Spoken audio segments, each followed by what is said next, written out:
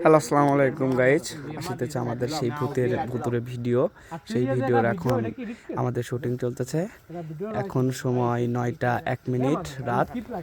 তো আমাদের ভিডিওর কার্যকলাপ অনেকটাই প্রায় শেষের দিকে। আজকে আসছে আমাদের মাঝে সেই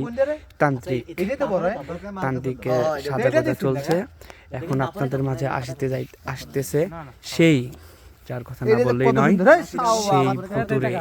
দেখুন কত বড় একটি ভূত। এটা হচ্ছে আমাদের ভূত। মেকআপ আর্টিস্ট আছে আমাদের সাব্বির ভাই, এবং আমাদের সাথে আরো আছে আমাদের রাজীব কাকা।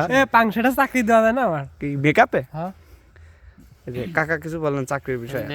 চাকরি আছে সাব্বিরের জন্য, যদি তার কাজের পারফরমেন্স ভালো হয় তাহলে ভবিষ্যতে তাকে পরিমনির মেকআপ আর্টিস্ট হিসেবে নিয়োগ দেওয়া হবে ইনশাআল্লাহ। আমাদের ভূত কিছু পাসপোর্ট করে ফেলাইছি, আমি যাব এখন ইন্ডিয়ায় যা আহটের সাথে যোগ দেবো। কেমন হবে?